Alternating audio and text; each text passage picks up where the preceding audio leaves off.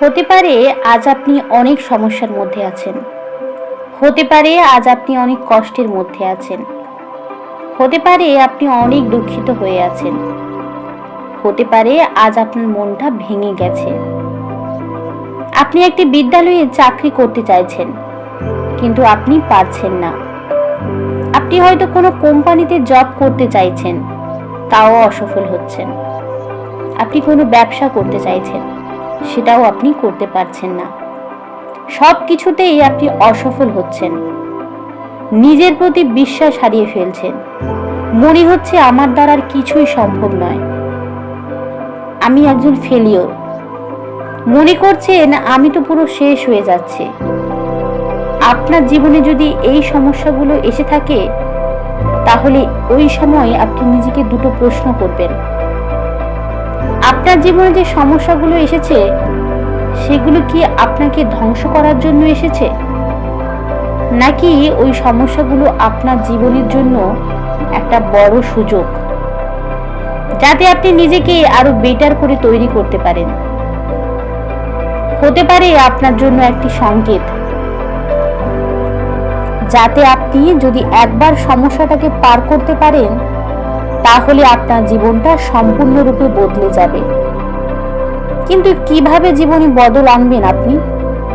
কারণ আপনি তো শুরু করার আগেই হার মেনে নিচ্ছেন। আপনি হার মেনে নিলে আপনার জীবনটা পরিবর্তন করবেন কিভাবে? এটা একবারও কি ভেবে দেখেছেন?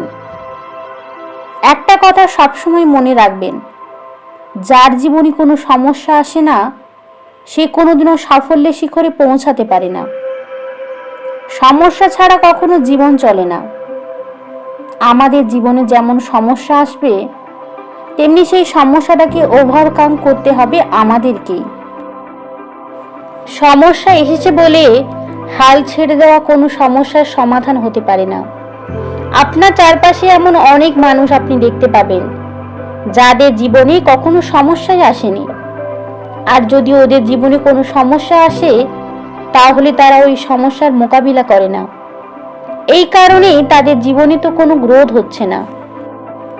আপনার জীবনে যদি এমন দিন আসে যেখানে শুধুমাত্র সমস্যা দেখতে পাচ্ছেন, তাহলে সেখান থেকে ভয়ে পালিয়ে আসবেন না। তখন বুঝে নেবেন এটাই হলো সেই সময় যেখানে আপনার কাছে একটি সুযোগ আছে কিছু করে দেখানোর। তাই সময়টা যেতে দেবেন না, ওই সময়টাকে মোকাবিলা করুন।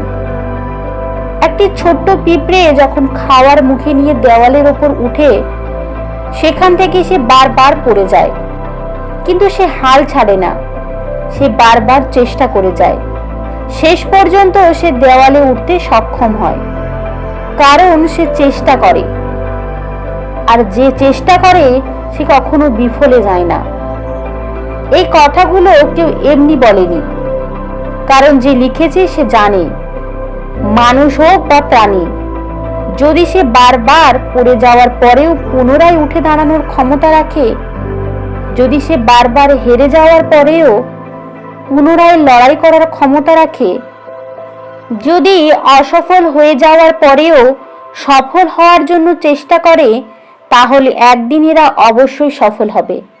আর অসফল সবসময় সেই হয় যে চেষ্টা করাই ছেড়ে দেয়, কারণ এরা জানে না তাদের ওই শেষ চেষ্টাটাই তাদের জীবনে সফলতা এনে দেবে। একজন খুব জ্ঞানী মানুষ একটা কথা বলে গিয়েছিলেন, আমরা যখন কোনো কাজে চেষ্টা করতে করতে ক্লান্ত হয়ে হাল ছেড়ে দেওয়ার কথা ভাবি, মনে হয় আমি আর পারবো না, তারপরেই আসে সফলতা। যদি আর একটু পরিশ্রম করতে পারি, সফলতা আমাদেরই আসবে। আপনি যেটা পাওয়ার জন্য জেদ করেছেন, সেটা যতক্ষণ না পাচ্ছেন ততক্ষণ পরিশ্রম করে যান।